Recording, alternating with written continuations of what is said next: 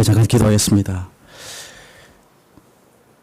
하나님, 윌리엄 캐리는 하나님으로부터 위대한 것을 기대하고 또 하나님을 위하여 위대한 것을 시도하라 말씀하셨는데, 하나님, 우리가 이 땅이 아닌 하나님으로부터 하나님의 것을 기대하는 하나님의 사람들, 또 예수님의 제자들이 다 되길 소망합니다. 하나님, 부족한 종을 이 자리까지 세워주시고, 또 하나님, 또 많은 것을 배우게 하시고, 또 하나님, 하나님께서 얼마나 우리를 사랑하시는지 깨닫게 하여 주심도 감사합니다. 하나님, 우리는 늘 말씀을 더욱 가까이 하며, 그래서 하나님의 뜻이 무엇인지 깨달을 수 있도록 우리에게 지혜를 다하여 주시옵소서. 예수님의 이름으로 간절히 기도드리옵나이다. 아멘. 오늘 마가복음 우리 10장 17절 31절까지 우리 하나님의 나라에 관해서 잠깐 나누고자 합니다. 사실 저희 부서에서 제가 아이들과 함께 하반기에 계속 주제가 하나님의 나라입니다. 그래서 아이들과 계속 그 하나님의 나라에 대해서 계속 공부하고 있습니다. 특별히 1월 달에 1월 첫 주에 캠프가 있는데, 마침 제가 캠프까지 또 하게 됐는데, 그 캠프의 주제가 사실 하나님의 나라에 관한, 그래서 캠프의 주제가 천국의 아이들이라는 내용으로 제가 계속 캠프를 준비해왔고 또 캠프를 하게 될 것입니다. 오늘 본문에 나오는 어떤 부자에 관한 이 이야기는 사실 우리가 여러 번 들었기 때문에 여러분께서 그 내용은 잘 알 것입니다. 오늘 어떤 한 사람이 예수님에게 와서 이렇게 말했습니다. 선한 선생님, 내가 무엇을 하여야 영생을 얻을 수 있겠습니까? 이렇게 질문을 했습니다. 사실 이 질문은 이 영생에 대한 질문이고 또 구원에 관한 질문입니다. 참 좋은 질문이고 정말 바람직한 질문이라고 할 수 있습니다. 여러분 혹시 신앙생활 하시면서 여러분 개인적으로 이런 인생에 대한 궁극적인 질문을 아마 한 번 정도는 다 해본 적이 있을 것입니다. 아마 그때 여러분 너무 궁금해서 담임 목사님을 찾아가서 목사님, 어떻게 하면 정말 영생을 얻을 수 있습니까? 이렇게 한 번쯤은 다 질문을 했을 것입니다. 어떻게 해야 우리가 정말 구원을 받을 수 있습니까? 이렇게 깊이 고민하고 질문을 해본 적이 다 있을 것입니다. 근데 사람들은 보통, 우리는 일반적으로 어떻게 하면 이 땅에 살면서 성공할 수 있고 또 돈을 많이 벌 수 있는지에 대한 관심이 많지, 사실 이런 부분에 대한 궁금증은 별로 없습니다. 교회를 오래 다녔던 사람들도 마찬가지일 수가 있습니다. 사실 너무 오래 다녀서 마치 내가 모든 것을 다 아는 것처럼 착각을 하기도 하고, 또 실제로 이런 질문을 하자니 내가 그동안 성경을 많이 읽었고 또 성경 공부를 많이 했기 때문에 또 내가 모든 예배, 이렇게 수요일이나 금요일이나 주일 예배를 빠진 적이 없는데, 그래서 마치 내가 이미 구원에 관해서는 모든 것을 다 안다고 생각해서 이런 질문에 대한 필요성을 전혀 느끼지 못하기도 한다는 것입니다. 여러분, 오늘 이 사람은 아주 큰 부자였습니다. 하지만 자신의 삶 속에서 참된 어떤 영적인 만족을 얻지 못한 것 같습니다. 그런데 어쩌면 이것은 아주 당연한 것입니다. 사실 재물과 소유는 우리가 이 세상을 살아가면서 다른 사람들보다 조금은 더 편하게 살아가도록 도움을 줄 수는 있지만, 여기에 이 재물과 소유하는 것에 나의 모든 영혼을 다 맡길 수는 없는 것입니다. 여러분, 비싸고 좋은 자동차, 또는 내가 몇십 년 동안 열심히 일해서 집을 장만할 수도 있는데, 사실 자동차를 구입하고 또 좋은 집을 샀다고 해서 그 행복과 기쁨이 영원하지는 않다는 것이죠. 처음 며칠이나 몇 달은 상상할 수 없이 기쁘고 행복하겠지만 조금 시간이 지나면 이것도 금방 시들해진다는 것입니다. 그런데 오늘 이 사람이 영생을 구한 것은, 예수님에게 이 질문을 한 것은 잘한 것이지만 사실 이 질문의 방향성이 잘못되었다는 것입니다. 그의 질문을 정확하게 분석해보면 그는 무엇을 하여야 되는가 하고 물었습니다. 이 사람은 영생 또는 구원을 어떤 행위로 얻는 것이라고 생각한 것입니다. 이런 생각이 구약의 율법 시대에는 맞는 것입니다. 그래서 예수님 당시에 아주 경건한 유대인들은 율법을 행하고 잘 지키는 이것이야말로 하나님의 뜻을 온전히 따르는 것이라고 생각을 했습니다. 그래서 율법을 잘 지키는 바리새인들은 그 당시에 모든 사람들에게서 존경을 받았습니다. 하지만 예수님은 임박한 하나님 나라를 향해서 돌아서라고 말씀했습니다. 돌아서라. 내가 때가 찼고 하나님 나라 가까이 왔으니 회개하라고 말씀을 하셨지 율법을 행하라고 예수님이 말씀하지는 않았다는 것입니다. 오히려 그 당시 예수님은 안식일을 비롯해서 율법을 어기는 사람이라는 평가를 받기까지도 했습니다. 이 사람이 질문하는 그 방향이 비록 잘못되었지만 예수님은 일단 이 사람이 질문하는 기대하는 그 방식으로 예수님께서 답변을 하셨습니다. 쉽게 말하면 이 사람의 눈높이를 이 사람에게 맞추었다는 것입니다. 눈높이가 정말 중요한 것 같습니다. 제가 처음에 여기 와서 아이들을 가르칠 때 제일 고민했던 것이 사실 이것이었습니다. 왜냐하면 저는 사실 한 번도 사역을 하면서 아이들을 직접 이렇게 초등학생들, 키ds, 프라이머리 다니는 아이들을 가르쳐 본 적이 한 번도 없고 계속 청년들, 또 청소년들, 또 선교하는 사역을 했기 때문에 사실 처음에 많이 두렵고 많이 힘들었습니다. 근데 사실 여러분 아시는 것처럼 지금 저희 이곳에 있는 아이들은 어떻게 보면 이민 2세라고 할 수 있습니다. 한국 사람이지만 또 국적은 뉴질랜드이고 또 언어가 영어가 훨씬 자연스러운 아이들입니다. 영어가 자연스럽기 때문에 문화는 사실 말할 것도 없습니다. 아직 한국에 한 번도 가보지 못한 아이들도 있습니다.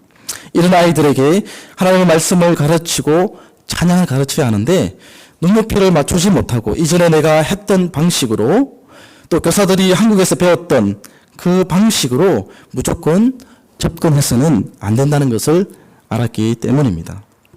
그래서 이들이 알아들을 수 있는 언어와 문화 코드가 우선 중요하고 또 무엇보다 이들의 좋은 친구가 되는 것이 정말 중요하다고 생각을 했습니다. 예수님도 자신이 우리가 예수님의 친구라고 했습니다.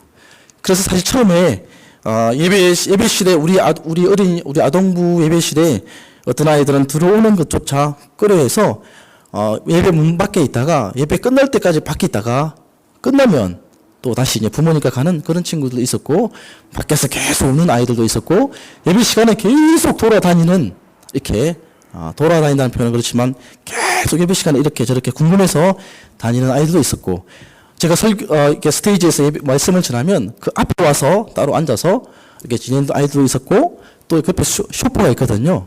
그 쇼파에 계속 누워있는 아이들도 물론 있었습니다. 하지만 시간이 지나고 또 우리 선생님들이 기도하면서 이 아이들을 이해하고 이들의 눈높이로 다가갔을 때 이제는 성경 이야기를 하고 말씀을 나누면 어떤 아이들은 오히려 이제는 질문을 제일 많이 하고 또 집에 가서 부모님께 또 다른 사람들에게 어른들에게 계속 배웠던 성경 이야기를 하는 것입니다. 그래서 부모님이 저에게 질문하기도 하고 이 아이를 위해서 어떻게 해야 할지 고민을 하기도 했습니다. 여러분 사실 예수님의 많은 설교가 비유로 대한 이야기라는 사실은 그만큼 예수님은 우리를 너무나 잘 아신다는 것입니다. 오늘 예수님은 19절에서 7가지 계명을 말씀하셨는데 이것은 사실 10계명 중에서 두 번째 돌판에 나오는 계명들입니다. 여러분 이 사람은 아주 어릴 때부터 율법을 잘 지키는 모태 신앙으로 살았기 때문에 이런 계명들을 어릴 때부터 잘 지켰습니다. 그래서 예수님께서 대답했을 때 자신 있게 대답한 것입니다. 선생님, 이것은 내가 어릴 때부터 다 지켰습니다. 뭐 다른 것은 없습니까? 이런 태도로 예수님께 답변을 하는 것입니다. 이 사람의 이런 태도 속에는 자신이 늘 모범적으로 살았다는 사실에 아주 뿌듯함을 느끼고 또 다른 한편으로는 예수님이 뭔가 결정적으로 새로운 것을 가르쳐 줄 거라 기대를 했는데 약간 실망했다는 태도라고 볼 수도 있습니다.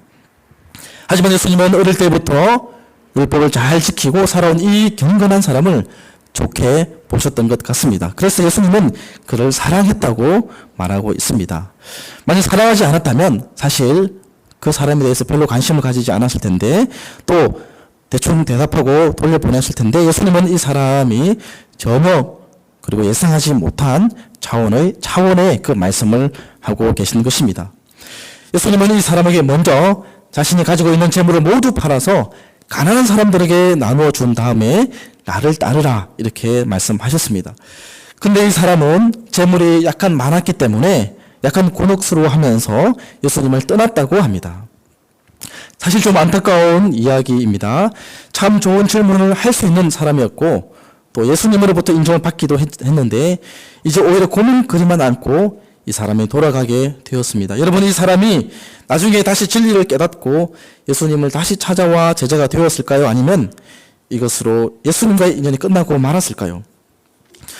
오늘 우리는 이 이야기를 그저 다른 사람의 이야기, 내가 아닌 다른 사람의 이야기로만 듣는다면 아주 편하게 들을 수도 있습니다. 왜냐하면 이 사람이 자기가 잘난 척 하다가 예수님 앞에서 깨졌기 때문에 그렇게 생각할 수 있습니다.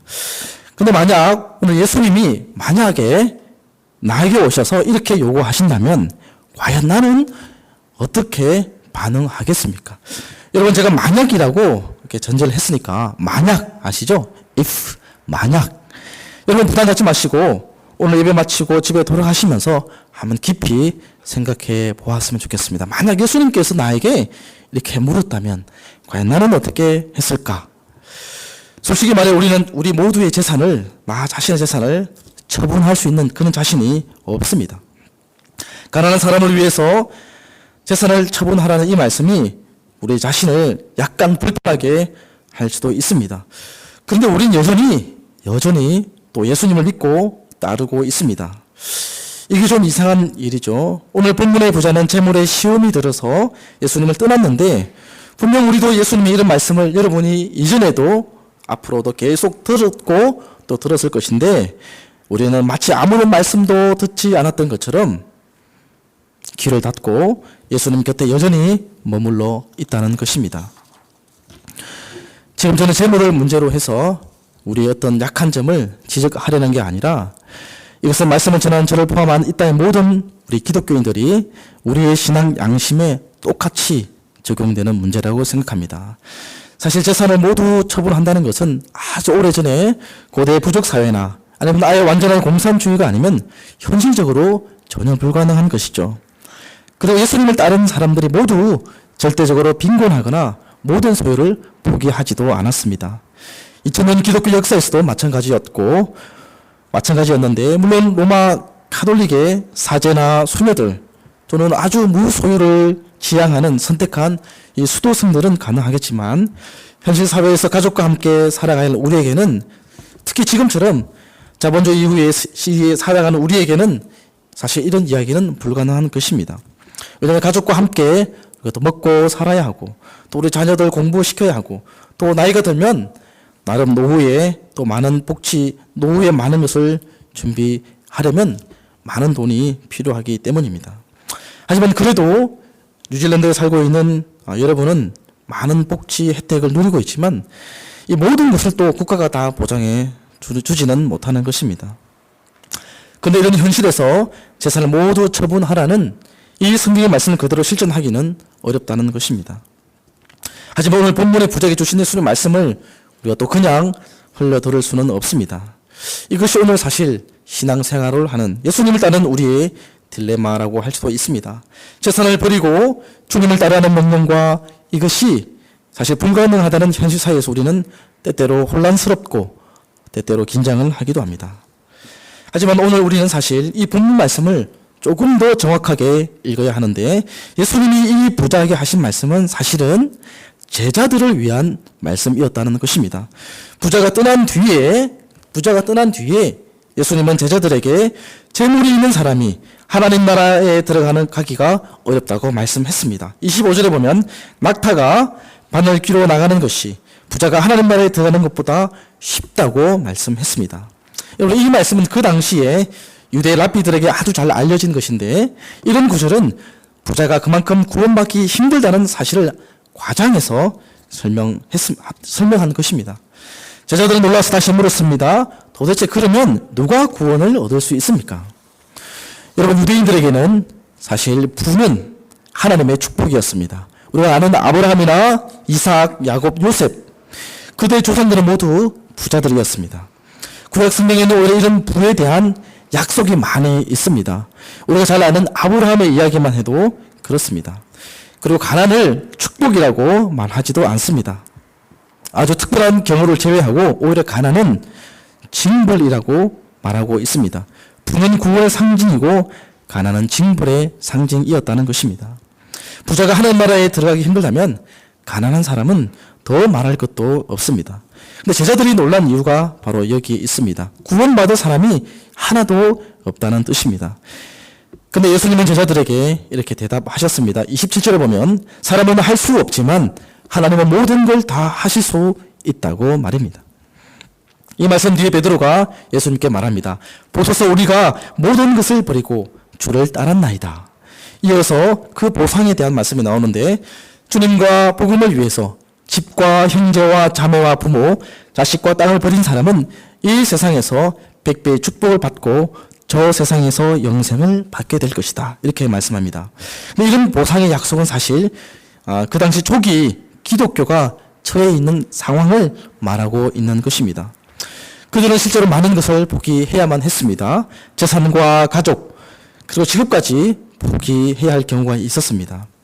유대 종교와 로마 정치의 억압 속에서 생존의 위협을 계속해서 받았습니다.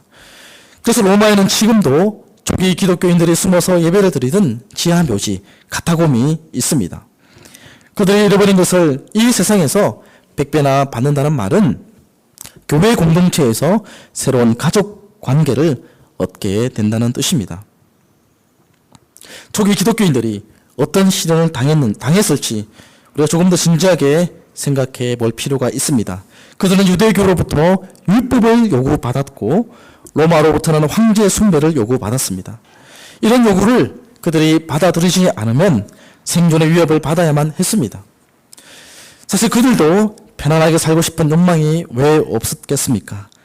자녀들을 잘 공부시켜서 출세시키고 싶다는 꿈이 모두 있었을 것입니다. 여러분, 아무도 고난과 시련을 즐기는 사람은 없습니다. 그들도 가족들과 함께 살면서 이 세상에서 열심히 일해서 행복하게 살고 싶은 평범한 사람들이었습니다. 하지만 그들은 율법과 황제의 숭배 요구만은 받아들일 수가 없었습니다. 왜 그랬을까요? 그 해답이 바로 나를 따르라 이렇게 말씀하신 예수님의 명령에 있는 것입니다. 여러분, 기독교 신앙의 특징이 바로 이 명령에 있습니다. 여러분, 불교는 어떻습니까? 불교는 역사적 인물이었던 시다르타, 그 부처 시다르타라는 이 왕자를 따르거나 믿으라고 말하지는 않습니다. 자기 안에 부처를 찾으라고 말하지 기독교처럼 기독교 신앙처럼 예수님을 따르라 이렇게 말하지는 않는다는 것입니다. 여러분, 예수님을 따르라는 이 말이 무엇을 의미하겠습니까? 이것은 곧 오직 예수만을 위해서 살아야 한다는 것입니다. 예수님도 따르고 율법이나 황제 숭배도 겸해서 따르라는 말이 아닙니다.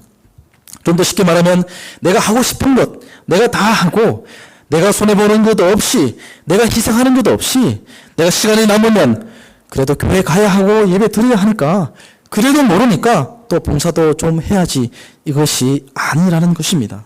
내가 필요한 것 다 사고 남은 물질을 하나님께 드리는 것이 아닙니다. 먼저 하나님의 것을 구별해야 하는 것입니다. 많고 적음에 있는 것이 아니라 하나님의 것을 구별해야 한다는 것입니다. 우선순위가 중요하다는 것입니다. 여러분, 기독교 신앙은 적절한 타협이 아닌 것입니다. 초기 기독교인들, 특별히 우리 한국 초기에 수많은 신앙 선배들도, 이 자리에도 많은 초기 신앙의 선배들도 계신데, 이 신앙 선배들도 그 당시에 많은 것을 포기해야만 했습니다. 여러분, 그렇다고 해서 예수님을 믿는 사람들이 세상의 모든 일과 완전히 단절해야 한다는 뜻은 아닙니다. 오히려 건강한 크리스천이라면 어느 한순간에도 이 세상에 대한 책임을 포기해서도 안 되고 나태하거나 게을러서도 안 됩니다. 적당한 타협을 해서도 안 되는 것입니다. 하나님의 세상의 창조주이시며 이 세상을 완성하실 분이라는 사실을 믿는 우리가 어떻게 이 세상과의 인연을 끊고 살아갈 수가 있겠습니까? 저도 여기서 이제 사역하면서 또 주중에 공부도 하고 또 이제 또 자녀가 있으니까 또 따로 일을 하기도 하는데 저는 이제 저희 집도 근처에 그 한인 슈퍼가 있습니다. 이렇게 그로스 마켓이 있는데 한국 분이 운영하는 마켓인데 거기서 일을 한 지 한 1년 정도 된 것 같은데 일을 하면서 제가 참 많은 것을 배웠습니다. 우리 많은 성도들도 직장에서 곳곳에서 정말 그리스도 이름으로 열심히 일할 텐데 나는 그래도 부름받은 사람인데 여러분 모두 물론 부름받았지만 더 열심히 해야겠다. 그런 마음에 더 열심히 일했습니다. 왜냐하면 또 그 사장님이 오므리교회 다니시는 집사님이었기 때문에 열심히 안 할 수가 없었어요.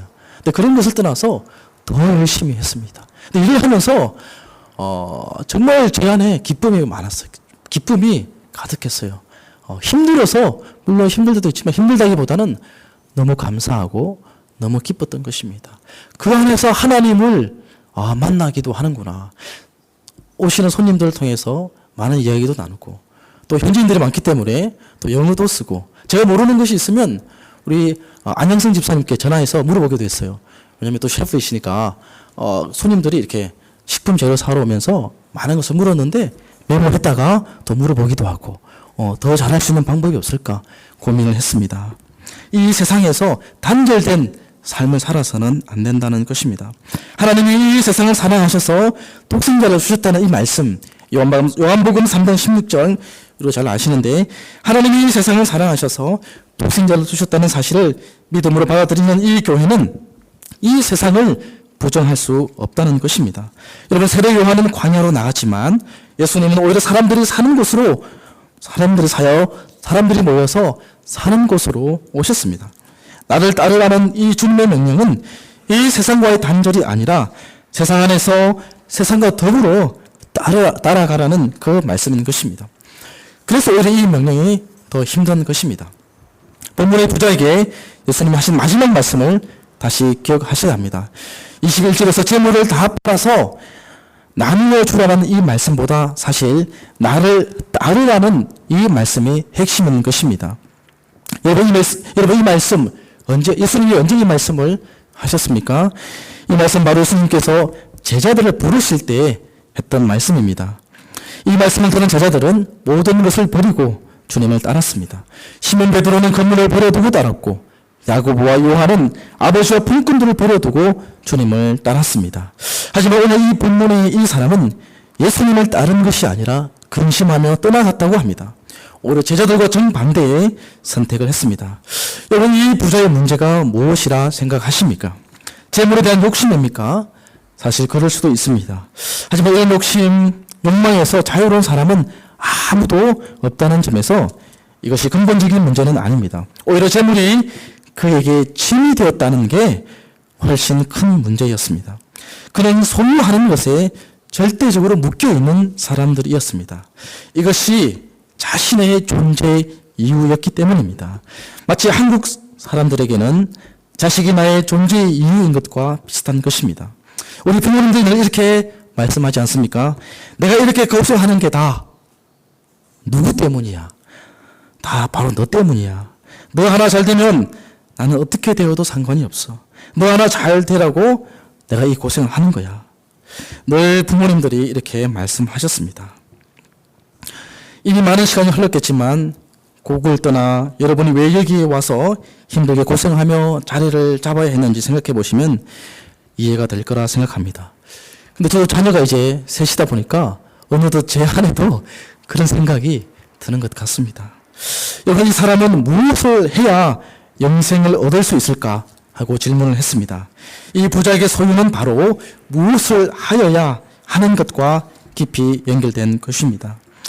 이 부자가 재물을 물려받았는지 아니면 사업을 잘해서 그랬는지 모르지만 남들이 볼 때는 소유가 많았습니다. 그런데 그는 이것을 놓칠 수가 없었습니다. 그는 영생은 이것과 더불어서 주어지는 것이라고 생각을 했습니다. 그런데 지금 이것이 그러니까 어떤 행위와 소유가 상대화 되었으니까 이것이 아무것도 아니라는 말을 들었으니까 예수님으로부터 이 상황을 어떻게 견뎌낼 수가 없었던 것입니다.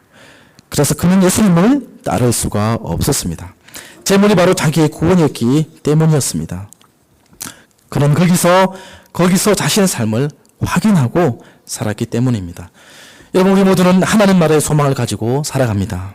하나님의 자녀가 되었습니다. 그렇다면 그 하나님의 나라에서 필요 없는 것에는 우리가 관심을 적게 가지는 연습이 필요한 것입니다. 그것이 무엇입니까?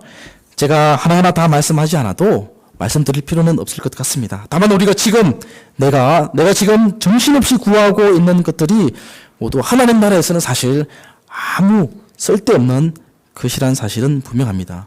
왜냐하면 하나님 나라에서는 하나님이 직접 통치하시기 때문입니다.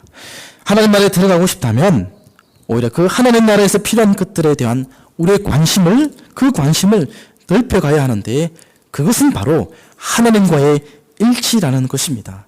하나님에 대한 신뢰와 찬양이 그것입니다. 오늘 우리는 우리의 관심을 그쪽으로 오히려 확장시키는 연습이 필요하다는 것입니다. 그때가 가서 주님 제가 그때 가서 하면 안 될까요? 이렇게 생각하는 분들도 있는데 여기서 안 되면 그때 가서도 힘듭니다. 여러분 이 세상에서의 삶은 어디에 무엇에 우리의 영적인 관심을 집중시키는가를 연습하는 자리라는 사실을 우리가 꼭 기억해야 할 것입니다. 사실 아직은 우리가 하나님 나라에 들어가지 못했습니다. 하나님의 직접적인 통치를 받지 못했기 때문에 우리의 일상에 많은 것들이 필요한 것은 사실입니다. 우리의 노력에 따라서 재물이 많을 수도 있고 적을 수도 있습니다. 이것으로 인해서 우리가 불편할 수도 있고 때로는 절망적인 일도 자주 겪을 수도 있습니다. 하지만 이것은 정말 하나님 나라에 들어가기 전까지 임시로 잠깐 템포러리로 필요한 정말 잠깐 필요한 것들입니다. 여기에 우리의 영혼을 걸고 사는 것처럼 어리석은 사람은 없습니다. 그런 사람을 결코 나를 따르라 예수님이 명령하실 때 이 말씀에 우리의 귀를 열 수가 없는 것입니다. 주님께서도 하나님과 재물을 겸하여 섬길 수 없다고 누가복음에서 분명하게 말씀하셨습니다. 이 세상을 사는 동안에 소유와 재물이 주님을 따르는 일에 하나님 나라를 향하는 이제 방해가 되지 않도록 우리의 영혼을 세밀하게 돌아보시기 바랍니다. 지난 3년 동안 정말 여러분이 베풀어 주신 그 사랑에 너무너무 감사드립니다.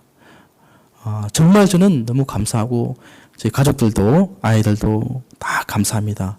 특별히 제가 생각해보니까 처음에 왔을 때 정말 빈손으로 왔습니다. 빈손으로 왔는데 와보니까 목사님께서 또 장로님들께서 또 여러 집사님들께서 권사님들께서 다 배려해 주셔서 빈집에 들어갔는데 시간이 지날 때마다 많은 것들이 채워지는 것을 보고 한국에서 제가 살 때보다 더 부유하게 살았던 것 같아요. TV도 2대나 주시고 잘 나오지는 않았지만 어쨌든 예, 저희가 뭐 TV에 관심이 없어서 컴퓨터도 주시고요.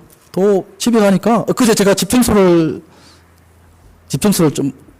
하는데 얼마나 좋은 그릇들이 있는지 저희가 살 돈은 전혀 없거든요. 근데 다 이렇게 하나하나 주시고 아이가 생겼다고 또 필요한 거 주시고 얼마나 감사한지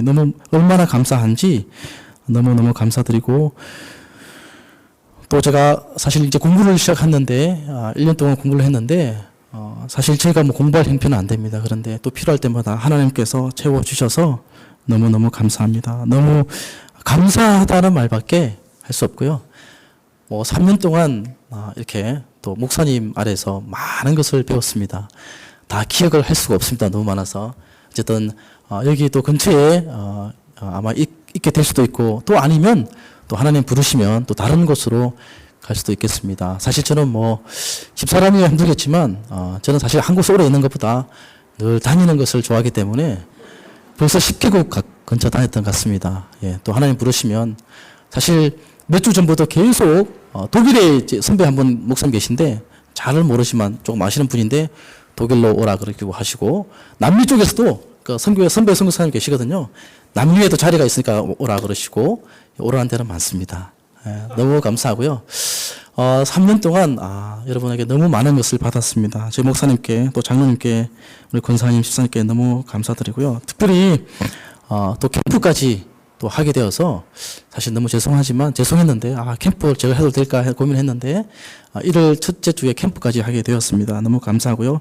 계속해서 기도해 주시고 특별히 새로 오시는 우리 전도사님을 위해서 기도해 주시고 또 우리 아동부로 옮기시는 우리 박 목사님을 위해서도 많이 기도해 주시고 또 서로 사랑해 주시고 해 주시기 바랍니다. 개인적으로 다 찾아가셔서 인사해야 되는데 여기서 대표로 이렇게 인사하게 되었습니다. 특별히 또 비자 때문에 소개해 주신 박세옥 집사님께 특별히 정말 감사드립니다. 언젠가 제가 또 어떻게 보답할 수 있으면 보답하도록 하겠습니다. 감사합니다. 기도하겠습니다.